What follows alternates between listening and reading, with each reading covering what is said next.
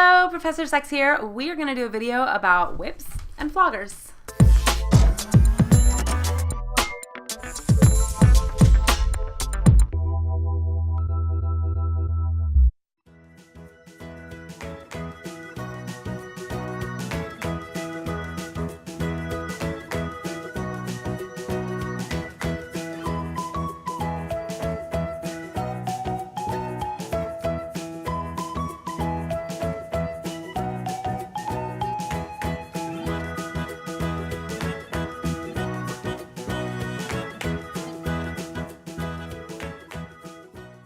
So here's what we're not going to do. We're not going to do a video about whip technique. I have never actually been on the swinging side of a whip. All of my experiences with whips and floggers and other kinds of impact play have been on the receiving end because that's my favorite part. So like many of you who got the Whips and Nips Kink Crate box, today was my first time picking up a whip and giving it a swing. As you can see, it's pretty uncomfortable and pretty awkward. What this is going to be instead is a safety video about how to learn this skill and practice it in a way that won't damage yourself or anyone else. Because whips are pretty advanced kinkery, and you don't want to do any damage that you can't undo. So what's the difference between a paddle, a whip, and a flogger? A lot of folks will say, oh, they love whips and chains. It's a very Rihanna thing to say. And a lot of times when they say whip, what they really mean is something like this, a flogger. You see floggers a lot more in mainstream. I mean, unless you're Catwoman or Indiana Jones. It looks very edgy, kind of piratey. You can get them, they're really pretty. You can get them with big, heavy leather bits or rubber bits or fur, fox fur, all kinds of really cool floggers with different textures and sensations. Floggers are awesome for impact play, but they're also really, really awesome for sensation play. They can hurt or they can feel nice. They can feel like a back massage or a punishment. You have a lot more range and width and variety using floggers. And so when you see something like this with all these little bits that looks like something Captain Jack Sparrow would swing around on his belt, this is a flogger. So then what's a whip? This is a whip. This long snaky thing with this stingy bit on the end that looks like something Indiana Jones or Catwoman would carry around with them. These are a whip. So let's talk about safety tip number 1. Practice, practice, practice. Safety tip 1A, practice on something that's not human or alive at all. You don't want to start practicing with a whip or a flogger or any kind of impact tool on a person.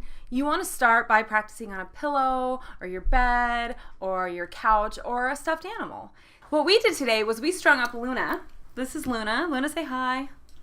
Luna is our adorable little rope bunny, and she was a perfect demonstration for a good way to start practicing your whip technique. A lot of kinksters will tell you to string up a stuffed animal or string up a pillow, suspend it, and use it for target practice. The first thing you'll find is that swinging a whip is really, really cumbersome. It's awkward and clunky, and your arms are all over the place, and you have very little control over where the end of that whip goes. As you also might have noticed from watching me clumsily swing my way through this video, I needed a lot of space to swing this whip. These are super long. However long this whip is, you need twice as much area all the way around you so that you can get your arm back and really practice getting a swing.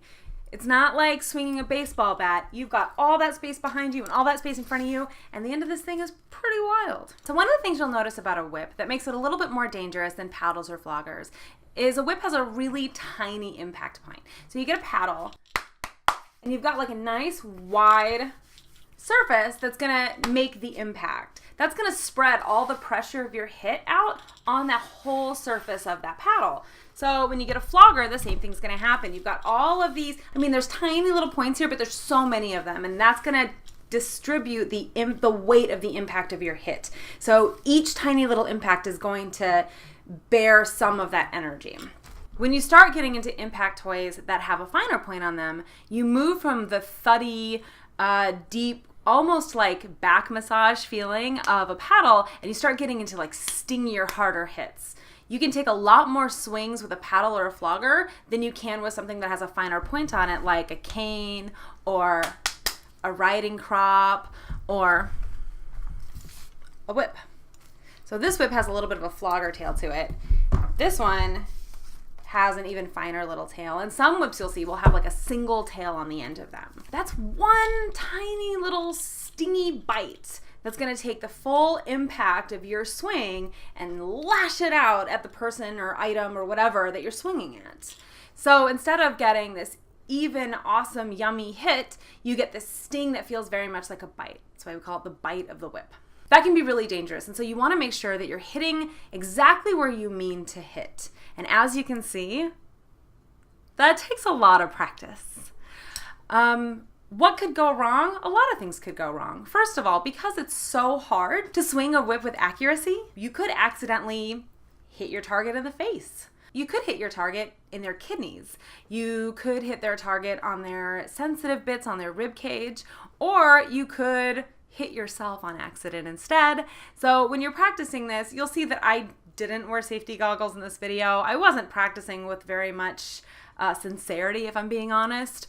When you're really out there trying to learn to swing your whip, please put on safety goggles, because the last thing you want to do is have that thing bounce back and hit you in the face. Another thing that could happen is what we call wrapping. Wrapping is when the end of the whip or the flogger unintentionally wraps around the body of the person that you're trying to strike. So instead of hitting the sweet spot that you're aiming for, you're a little bit too close and the fabric of the whip or the flogger wraps around and the impact is absorbed instead on a more sensitive spot. This can be incredibly painful. As someone who's been on the receiving end of a flogger that's done some wrapping, while I did love the beautiful spray of bruises I wore for a week and a half afterwards, in the moment it definitely knocked the wind out of me, and I can say it's not something I'd like to do every day. Because a whip is so advanced, I encourage you to instead start with something like a flogger that will give you a similar sensation to swinging that type of toy, but will give you a lot less of a learning curve in getting it right, and you can always start slow with a flogger and work your way up.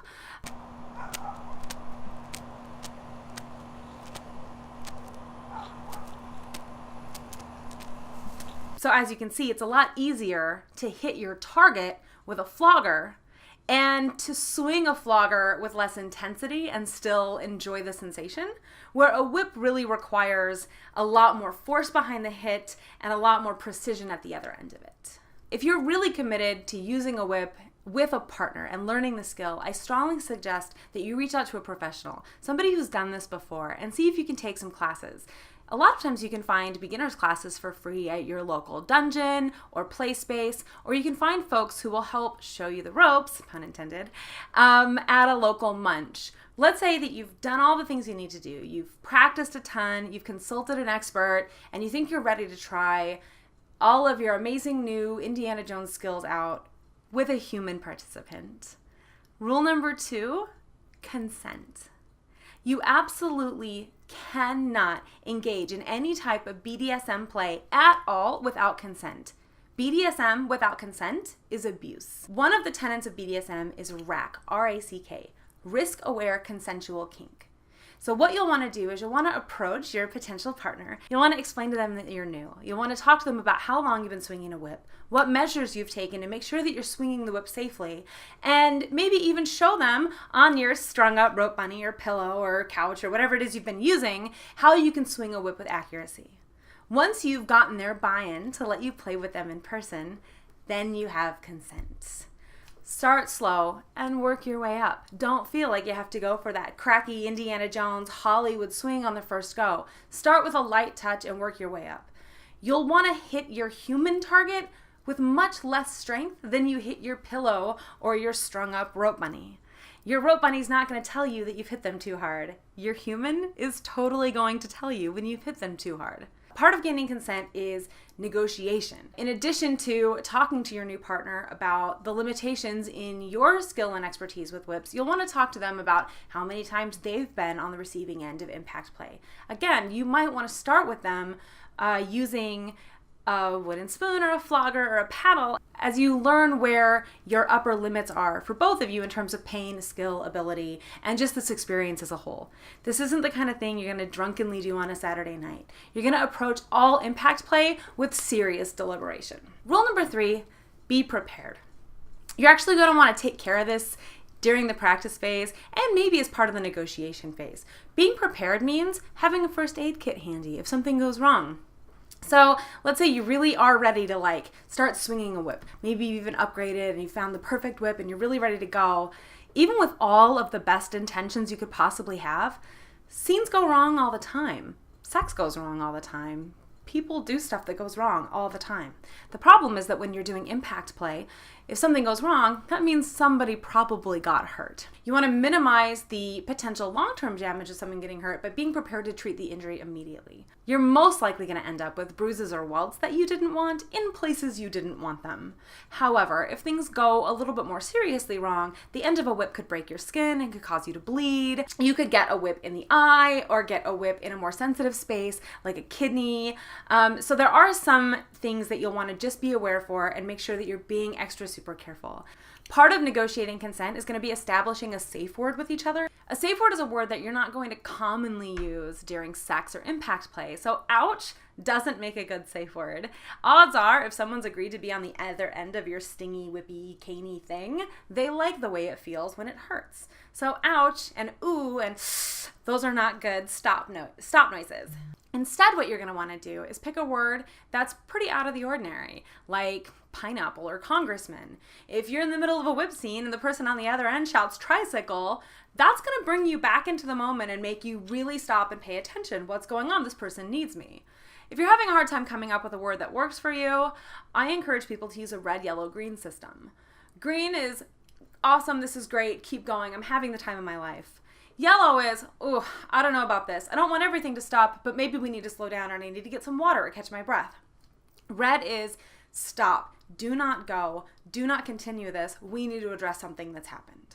Lots of things can come up, and red gives both of you an opportunity to stop the play without anybody's hurt feelings and just talk about what's going wrong. Maybe you need emotional care. Maybe you need to crack up in that first aid kit, but your safe word is going to be part of how you play safely. Another thing you want to make sure you have on hand is lots and lots and lots of water. So impact play, sex, any type of BDSM, you're going to lose a lot of bodily fluids. You sweat, you burn a lot of energy, you lose other kinds of bodily fluids, and you don't want to get dehydrated. That's not good for you. But if your person on the other end of the whip is tied up, make sure you have a bottle of water with a straw so you can help them drink from it and they don't choke. So what should be in your first aid kit? You'll want rubber gloves, rubbing alcohol, and bandages in case you do unintentionally break the skin. Also, if you get any kind of deep tissue damage or muscle pain, you'll want to treat it with ice and not heat. So a really great thing to have are those quick snap ice packs. You can get them in the first aid kit section, or you can get them on Amazon, or a lot of like hunting and camping supply places have them, and they're fantastic. It's a one-time use, snap it, shake it, ice right on the wound. Another thing that you want to make sure you have, if the person on the receiving end of your big stingy, swingy bit is tied up, you'll want to have some safety shears. Safety shears are going to help that person get out of bondage very, very quickly without you having to undo all those amazing complicated knots that you so skillfully tied. If they've hurt themselves badly and they need to get released very quickly, you don't want to waste time saving that rope. Rope is cheap. Bondage tape is cheap. You don't want to prolong any type of damage or injury by taking forever to untie them, so get yourself a pair of safety shears, and these are the kind with the blunt ends. They go right underneath between the skin and the rope or whatever it is you've got them tied with and help snap it off. To that end, I would not use handcuffs or anything that must be unlocked with a key when you're doing impact play because it's too hard to get the person out of it quickly. Velcro cuffs are also a really awesome tool for coupling bondage with impact play because they're easy to get on and off.